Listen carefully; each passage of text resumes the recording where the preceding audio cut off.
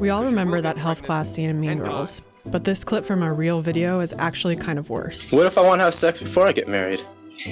Well, I guess you just have to be prepared to die. So Coach Carr isn't so far off from the sexual health programming many have received in the US. Whenever sex education is in the news, right-wing media, groups, and some particularly impassioned mommies kick and scream about the same things. Straight up perverts and pimps who are prostituting the minds of our children. So we brought in the experts to talk about sexual health and how sex ed that is inclusive and comprehensive makes us safer and healthier.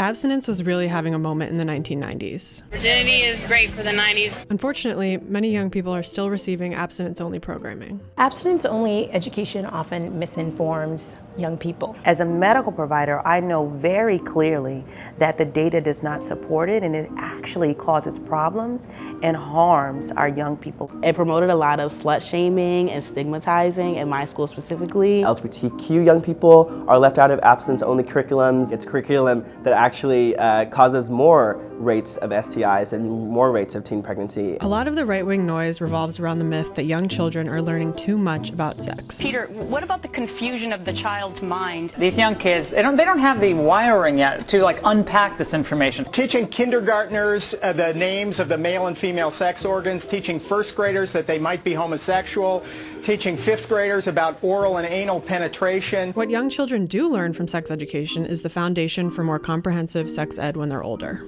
Sex education in preschool usually looks like learning about anatomy and the appropriate names of your body parts. Just like they know their nose, they'll know their vulva, they know their penis. All of that's important because if something were to happen and someone were to touch them in a way that was inappropriate, we want to make sure they're able to communicate to a trusted adult. That may reduce the amount of times they come in contact with uncomfortable or harmful situations because they'll already know about consent and they'll already know about bodily autonomy. It's talking to a 9-year-old about changes in their body and about that it doesn't matter if it's not a girl's toy per se, that they can play with whatever toy they want. It's just like math or history. You don't start a 5-year-old with algebra, you start them with building blocks. A study from Columbia University found that prior sexuality education helps to mitigate instances of sexual assault on college campuses. Students who received abstinence-only instruction did not show significantly reduced experiences of campus sexual assault. Experts know that sex ed for young people should include information about queer identities, relationships, family structures, and how to respect pronouns.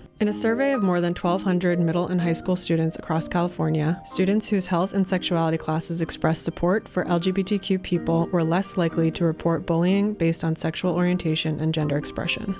Conservatives have their own ideas about what this means for kids. Elizabeth Johnston, the so-called activist mommy, uses her platform to fearmonger and spread misinformation about sex ed, particularly sex ed for younger children and that which includes information about queer relationships. Gender bending and oftentimes, what parents don't know, pornographic sex education. Our children will now agree with their behavior and join this orgy of gender confusion. This bigoted message is echoed on Fox News. Well, every first grader likes people of the same sex more than they like the kids of the opposite sex. So you're planting in their minds the idea that they might be gay. Amaze surveyed young people and found that those who watch its sex ed videos know more about key sexual and reproductive health concepts and are more accepting of differences in sexual orientation and gender. I find it odd that folks can say that 5-year-olds can have a boyfriend or a girlfriend but not talk to them about the gender binary and breaking those sort of systems down. It's just important for folks to talk about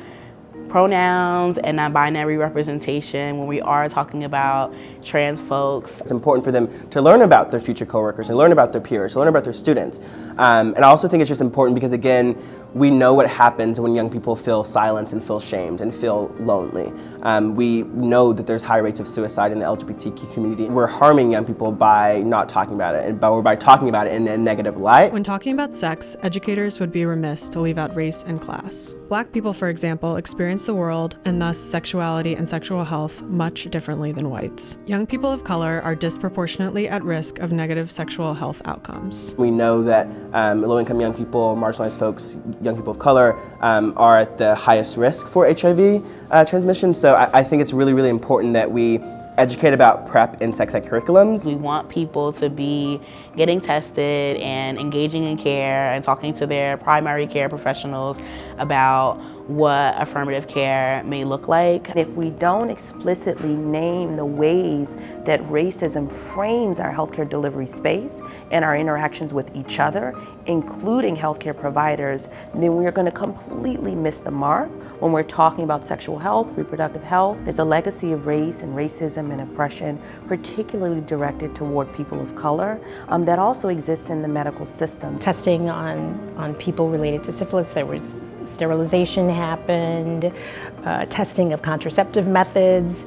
There were all sorts of things that we would think of as unethical right now that were done to Black and brown people. There are all sorts of forms of violence that folks have to go through.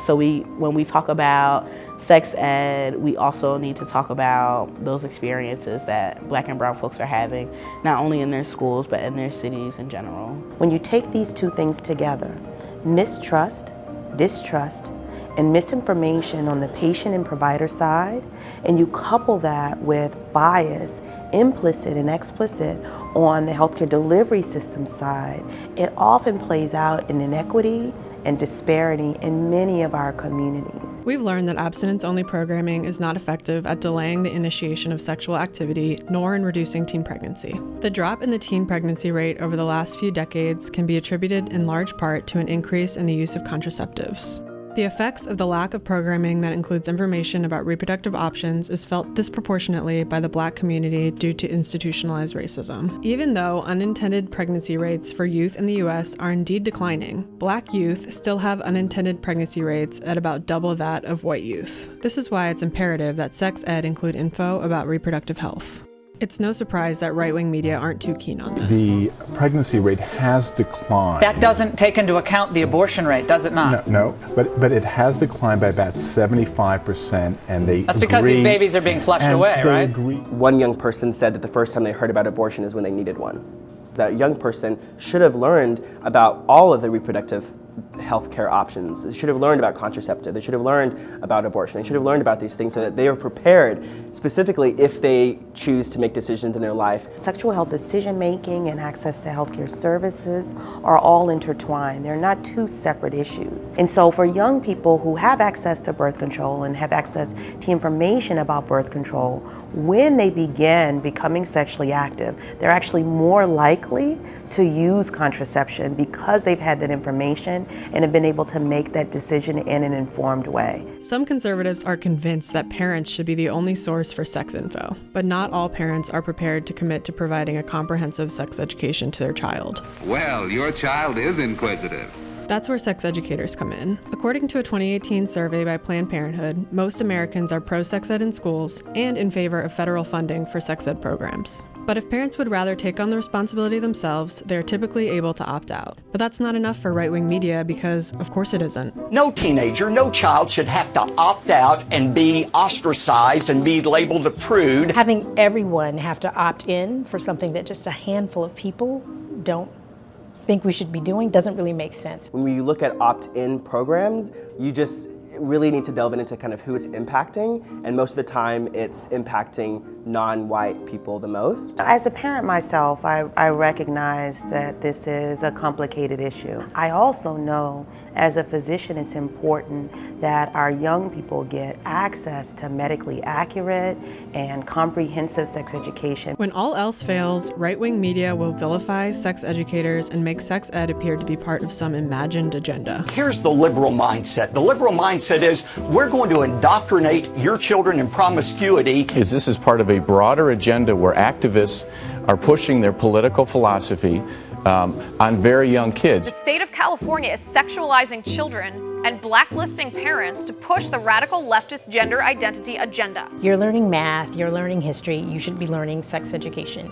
And I promise you that a young person who learns about relationships and consent and safer sex is more likely to use that information than a quadratic equation they learned in 8th grade. Queer and trans youth want their sex education to be inclusive and affirming and real.